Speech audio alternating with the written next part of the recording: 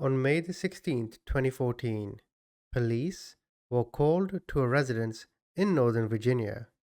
They were alerted when neighbors could hear Roxana Rico, who was found lying on her back and screaming for help in a pool of her own blood in the entryway of her apartment. She was airlifted to hospital. Officers found 41-year-old Marco Corletto sitting on a bench with a knife shortly after responding to the apartment complex. These court documents say that when the police approached Marco, he said, "Just let me die." Now, I've seen the body. I've seen the autopsy report. Unfortunately, I cannot show this on YouTube, but what this man did to Roxana was sickening. So I ask, was this a crime of a man who was abused as a child and it was normal for him? Or is this a man who is just weak and pathetic? Let's get into it. If you do end up liking this video, please subscribe. We start with the city of Leesburg. Northern Virginia houses two of the world's richest counties, Loudoun and Fairfax. Leesburg falls under Loudoun, a quaint town with its narrow streets, Amish outlet mall, and hipster eateries. A crime of this nature would be out of place in a town so quiet. Marco and Roxana were married, but over time they had become separated. During these events, Marco was living in New Jersey with his family, whilst Roxana was in Virginia. Roxana was planning to come to New Jersey as she needed documents to go to school. For some reason, Marco wasn't happy about this. Roxana was afraid because Marco's behavior had been escalating and she didn't know what to do if she went to New Jersey, but she did plan to make this trip on May the 16th. The reason she was unsure whether to go to New Jersey is because Marco acted violently toward her in their relationship. For some reason, her going to New Jersey rubbed him the wrong way. Marco hit Roxana previously and choked her several times. It was revealed during the trial that Roxana would always be lending Marco money. A co-worker by the name of Mr. Jackson confirmed to police that Roxana asked him to walk her to her car one night when they were both working at the hospital, as she was afraid Marco may be there waiting for her. Whenever she would tell Marco she's going out with friends or had plans, he would get angry and upset, so she would cancel and stay home. This is the front of the house when the police arrived. These are taken directly from the case files. This is the car Marco was driving at the time. This is an image of the back of the house. Now, a psych evaluation was done for Marco during the trial, and it was revealed his mind was full of demons that he couldn't control. It was said he had a rough and painful childhood growing up in the Bronx in New York. It was him, his sister, with his mom and dad. His father was abusive both physically and emotionally. His father would beat his mom in front of him and at times abuse his mother sexually in front of Marco and his sister. Marco's father threatened to kill him if he ever tried to help his mom. In elementary school, Marco was once pushed by a classmate, fell to the floor and started crying. When his father arrived to see what happened, as the teachers called him, his father actually beat him more and said, "Now you have a real reason to cry." His mother worked hard, sewing and babysitting. She would also cook and clean in the house. Most of the money they had was taken by the father because he would often go out drinking and enjoy other women. The demons for Marco did become tamed by the time he was 12.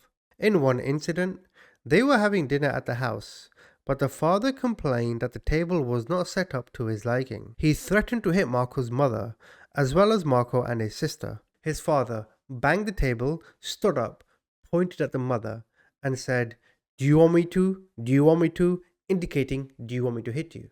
At which point Marco and his sister got up, pinned him to the wall, and that was it. Marco, his sister, and his mother moved out a week later. Now, going to the incident itself, the case file isn't clear on why Marco was reluctant for Roxana to go to New Jersey, but it's clear to me this was just a tipping point. For example, if he is trying with Roxana and if he's trying to be a father to their kids because they had kids, then maybe if she was to go to New Jersey, she would see that he has a small apartment. This guy's in his 40s, he's still living with his mother. Maybe she would look at him in a rather degrading way. I'm not trying to put Roxana down. I'm just trying to tell you what I think Marco may have been thinking.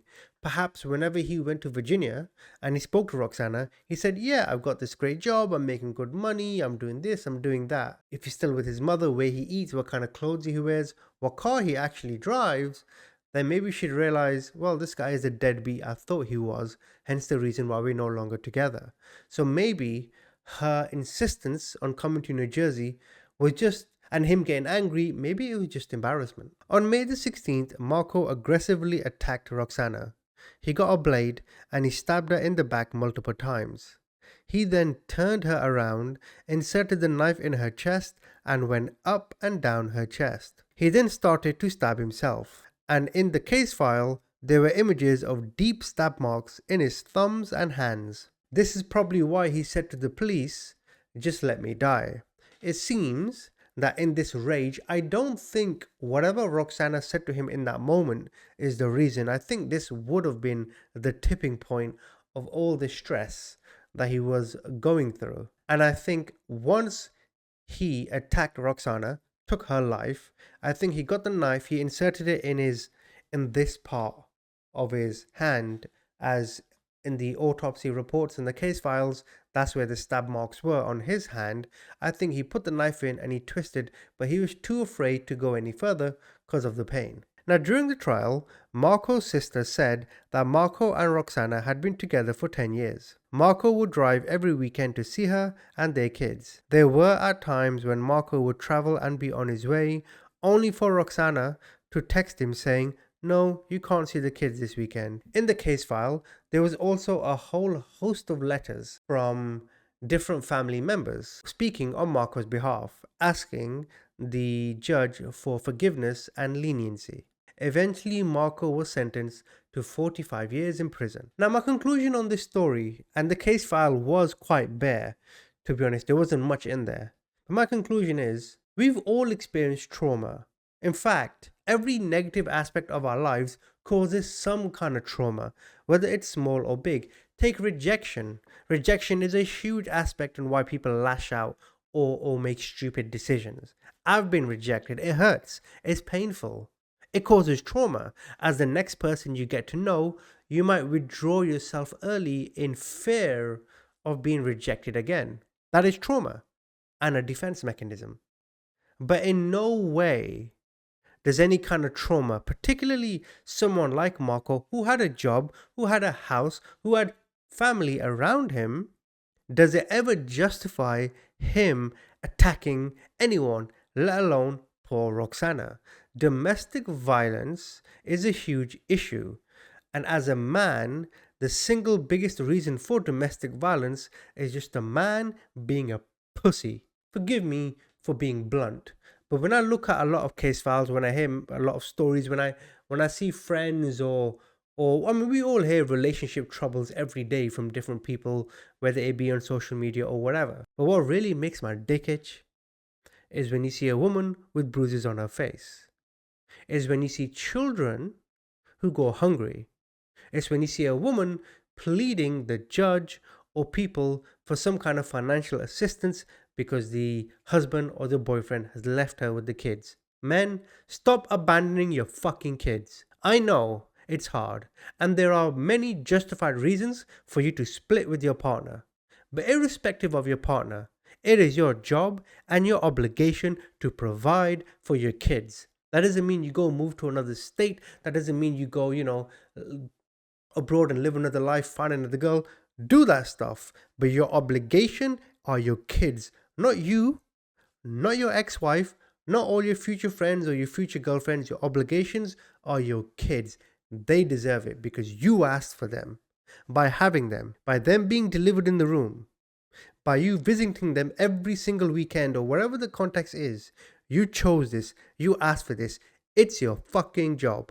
Like, obviously, me and you don't know the ins and outs of this relationship, but my guess, and again, I'm just giving you my own opinion, but my guess would be if there were instances where Marco would be on his way from New Jersey to Virginia, and midway through, Roxana would text saying, well, you can't see the kids. She would only do this if he has fucked her off so much, she's trying to get back at him. Don't get me wrong, there are some nasty women out there, as well as men. But I think Roxana hated this man for continuously beating her, grabbing her neck, hitting her face. Are you this weak? Are you this pathetic? The reason why I mentioned all the trauma as a child is because he saw his father treat his mother. When his father got angry, his father lashed out. There's no thinking.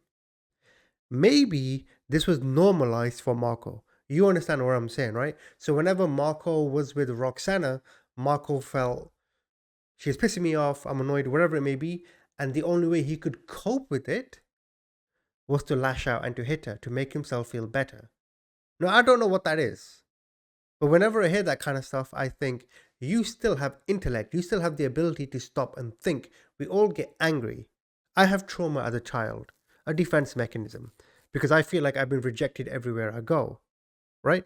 Doesn't mean I go and hit someone. It doesn't mean I go and verbally abuse someone. Like if I'm trying to meet a girl or something and she rejects me, that doesn't mean I send her a long text saying what the fuck, blah blah blah blah blah, which would be the equivalence to Marco. That would be my equivalent to what Marco did. Like we, at the end of the day, you have a brain, you can think. My final word on this is poor Roxana. I can only imagine what her parents were feeling, and Marco made 45 years wasn't enough.